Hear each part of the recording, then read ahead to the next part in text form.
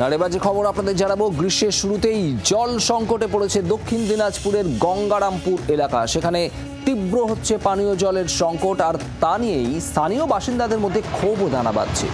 দ্রুত সমস্যার সমাধানের আশ্বাস দিয়েছেন এসডিও, যদিও এই সমস্যায় এই মুহূর্তে নাজেহাল স্থানীয় মানুষ। কি বলছেন তারা শোনাবো। তো ওই যে জল পাওয়া যাচ্ছে না, ওইটাই তো সমস্যা। কষ্ট, জল পাওয়া যায় না, খাওয়ার জল এখন গোলা হয়ে গেছে, জল পাচ্ছি না।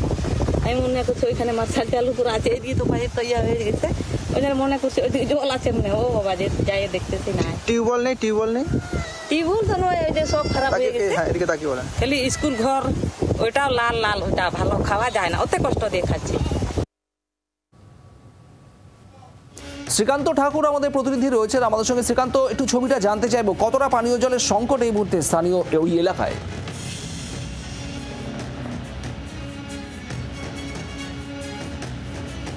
শোনা যাচ্ছে শ্রীকান্ত? তীব্র জলের সংকট গঙ্গারামপুরে।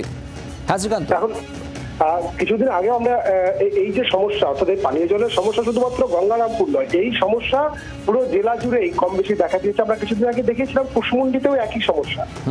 গঙ্গারামপুর ব্লকের যেটা দক্ষিণ দিক, অর্থাৎ তপন লাগোয়া যে অঞ্চলটা, এই অঞ্চলে কিন্তু পানীয় জলের সমস্যা দীর্ঘদিনের, এবং এবারও সেটা শুরু হচ্ছে। এলাকাবাসী আমরা যেটা এলাকায় গিয়ে দেখেছি যে মার্ক টু টিউবওয়েল, অর্থাৎ পানীয় জল সরবরাহ করার জন্য সরকারি যে প্রকল্পে লাগানো হয় মার্ক টু টিউবওয়েল, ওই গ্রামে 4টি রয়েছে। ওই 4টি মার্ক টু টিউবওয়েলই কিন্তু খারাপ হয়েছে। একটা মাত্র টিউবওয়েল চলছে, যেটা ওই এসএসকে স্কুলটাতে, কিন্তু সেটাও পানীয় জল যেটা বেরোচ্ছে সেটা খাওয়ার অযোগ্য, যার ফলে এলাকায় কিন্তু একটা পানীয় জলের সমস্যা দেখা দিচ্ছে। কিন্তু অন্যদিকে আরো একটা জিনিস লক্ষণীয়, সেটা হচ্ছে যে বড় বড় মাছের পুকুর তৈরি করে সেখানে মার্শাল দিয়ে জল তোলা হচ্ছে, এবং সেই জলই ব্যবহার করতে বাধ্য হচ্ছেন গ্রামবাসীরা। আমরা ব্লক প্রশাসনের সঙ্গে কথা বলেছিলাম, তিনি যেটা জানিয়েছেন এই সমস্যা ব্লকের গোচরে রয়েছে, তারা পঞ্চায়েতগুলোকে নিয়ে মিটিংও করছে এবং দ্রুত এই সমস্যার সমাধান হবে। শ্রীকান্ত, ধন্যবাদ। অর্থাৎ পানীয় জলের এই সংকটের সমাধান হবে দ্রুত, এমনটাই স্থানীয় প্রশাসনের তরফে আশ্বাস দেওয়া হয়েছে। বিডিও কি জানিয়েছেন শুনুন। জেনারেলি এই দুটো মাস সব জায়গাতেই একটা পানীয় জলের সমস্যা চলে, জলের স্তরও অনেক নিচে নেমে যায়।